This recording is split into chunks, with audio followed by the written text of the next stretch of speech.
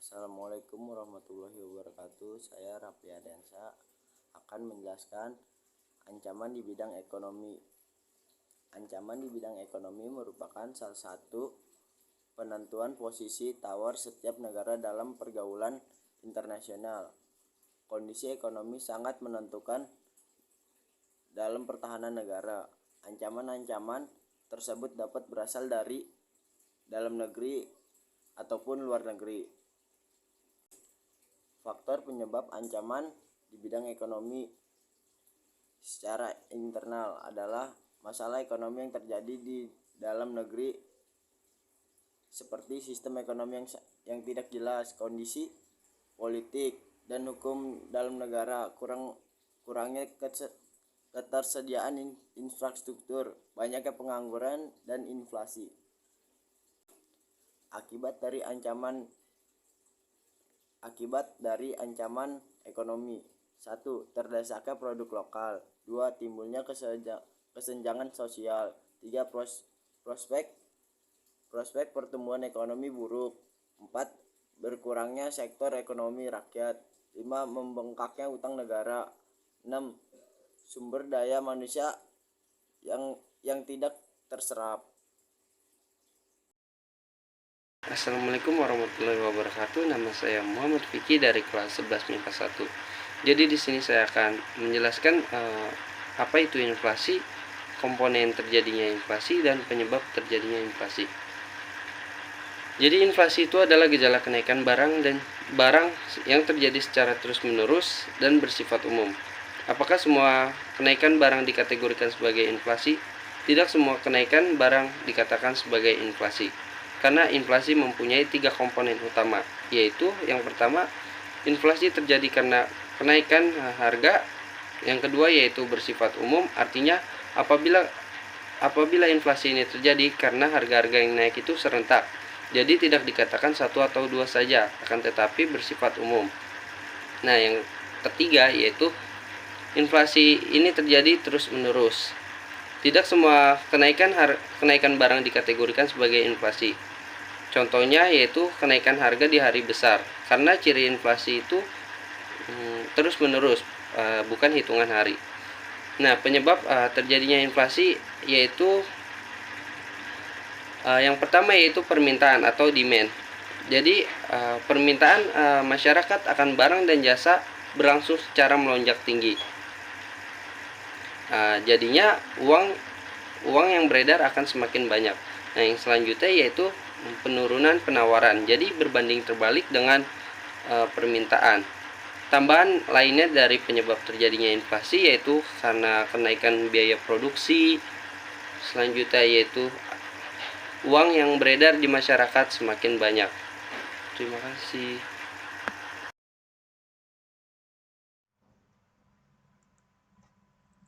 Nama saya Muhammad Abdul Rahman. Selanjutnya saya akan menjelaskan dampak inflasi. Inflasi memiliki cukup banyak dampak bagi perekonomian suatu negara. Di antaranya, inflasi bisa menggerus daya beli masyarakat. Jika kondisi ini terus-menerus terjadi, maka daya beli akan menurun. Maka masyarakat akan lebih irit berbelanja, padahal motor penggerak ekonomi suatu negara salah satunya ditopang melalui konsumsi masyarakat. Jika masyarakat mengurangi belanja, otomatis pertumbuhan ekonomi akan bergerak lambat atau stagnan, bahkan bisa lebih rendah. Inflasi juga berpengaruh dan merugikan konsumen, karena gaji atau penghasilan menjadi stagnan, tetapi biaya pengeluaran atau belanja membengkak, karena kenaikan harga barang atau jasa. Dampak selanjutnya dari inflasi adalah mempengaruhi kemampuan ekspor sebuah negara. Akibat inflasi, biaya ekspor menjadi lebih mahal, dan daya saing produk ekspor menurun, yang bisa menyebabkan devisa berkurang. Kondisi inflasi pun bisa mengakibatkan perhitungan penetapan harga pokok menjadi sulit, karena bisa menjadi terlalu besar atau terlalu kecil. Selanjutnya, peran masyarakat untuk mengatasi inflasi. Jika inflasi terjadi, pemerintah biasanya sudah memiliki perencanaan. Ambil contoh pemerintah Indonesia dan Bank Indonesia sudah memiliki target tahunan untuk mengatasi terjadinya inflasi.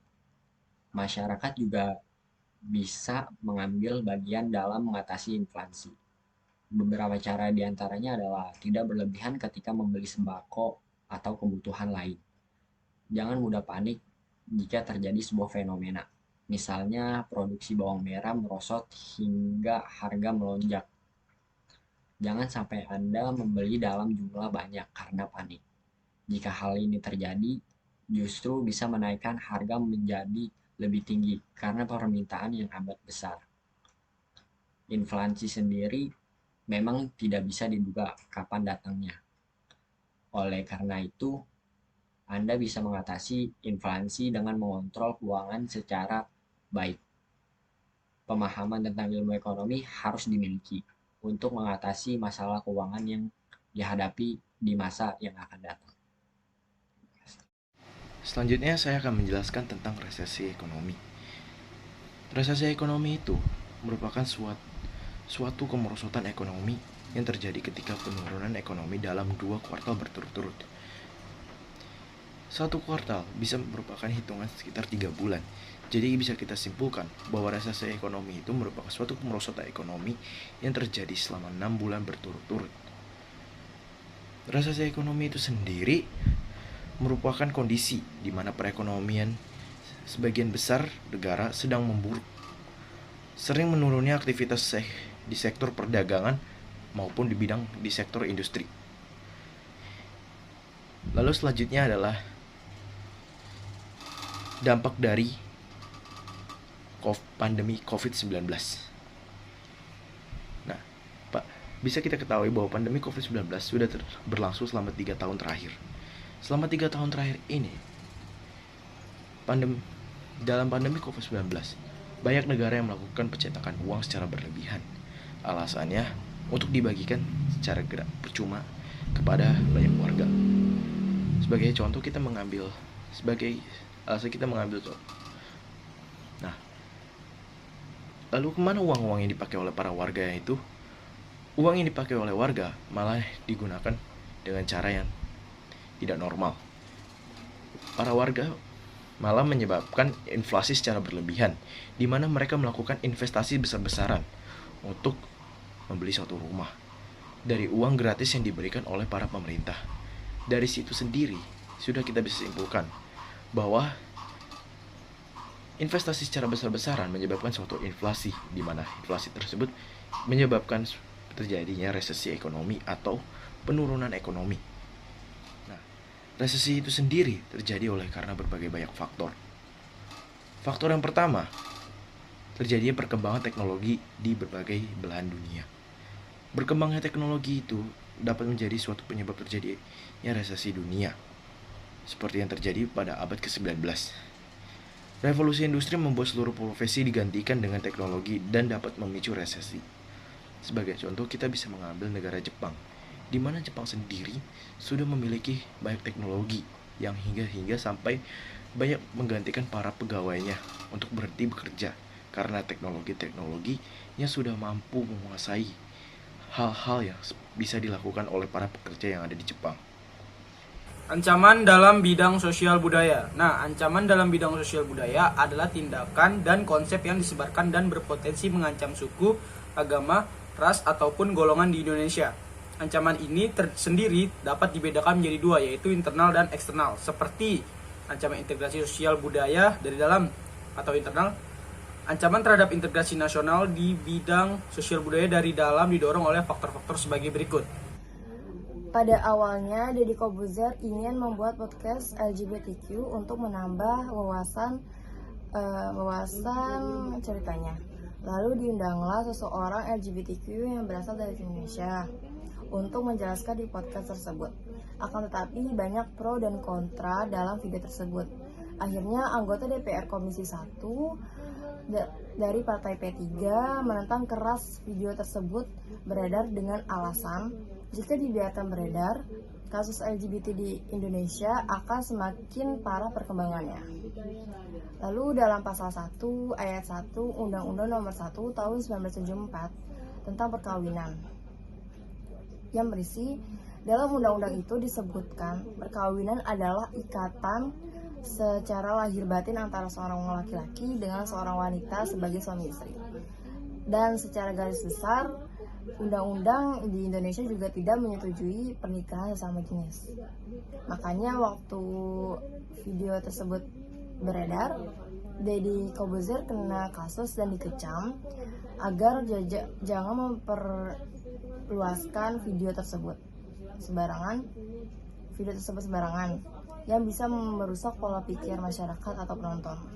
Kominfo meminta agar Deddy Corbuzier menghapus video tersebut agar tak semakin menjamur kemana-mana. Dan dihapuslah sama Deddy Corbuzier video tersebut, dan sejak kasus itu Kominfo semakin ketat mengecam video promosi LGBTQ yang ada di Indonesia. Westernizasi adalah gaya hidup yang mengikuti atau berorientasi kepada budaya barat tanpa menyaringnya terlebih dahulu. Ciri-ciri westernizasi, orang lebih suka membeli produk dari luar negeri, ada perubahan cara berpakaian, kata-kata kotor dan perilaku seksual yang menyimpang dari ajaran agama di sekitarnya. Dampak westernizasi yaitu lunturnya jiwa nasionalisme, adanya perilaku menyimpang yang tidak sesuai dengan norma Indonesia, masuknya paham barat yang bisa merusak moral bangsa.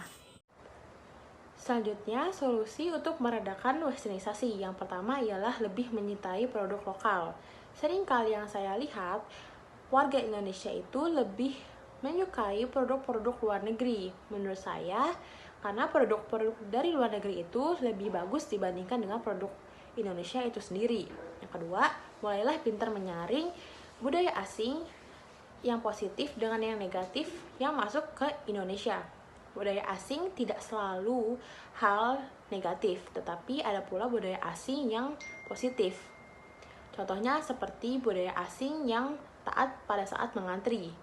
Yang kedua, budaya asing yang menghargai waktu atau tepat waktu. Dan yang terakhir, budaya asing yang lebih mengutamakan orang yang berkebutuhan khusus atau difabel. Dan yang terakhir ada menumbuhkan rasa jiwa semangat dan nasionalisme.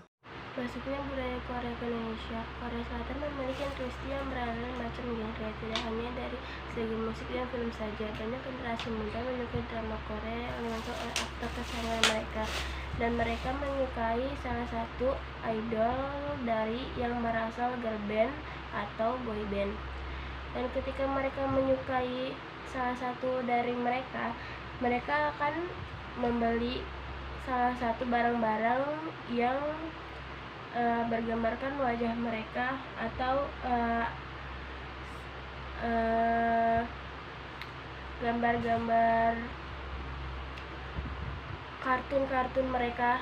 Nah, gambar-gambar mereka itu seperti album, poster, dan lain-lainnya. Itu seringkali banyak dibeli oleh salah satu penggemar Korea yang mereka sukai. Mereka akan terus-menerus membeli barang-barang perintilan karena mereka itu terobsesi oleh mereka. Lalu mereka akan terus-menerus dan terus-menerus membeli barang-barang itu, lalu mereka mengumpulkan. Dan bagi mereka itu sebuah kesenangan karena mereka menyukai salah satu idol mereka. Lalu sering kali juga mereka menonton konser dan membawa album-album seperti poster dan ditunjukkan oleh idol mereka yang mereka sukai. Nah, di sini saya akan melanjutkan tentang cara mencegah supaya tidak kecanduan K-pop. Nah, pada penjelasan ini kan tentang cara mencegahnya kan. Cara mencegahnya itu dibagi menjadi 3. Yang pertama itu alihkan perhatian dan lebih berfokus pada kegiatan lain yang lebih bermanfaat. Nah, yang kedua itu kalian harus memperbanyak bersosialisasi kepada keluarga ataupun teman kalian. Nah, yang ketiga itu kalian harus menumbuhkan rasa cinta dan kasih sayang kepada budaya lokal.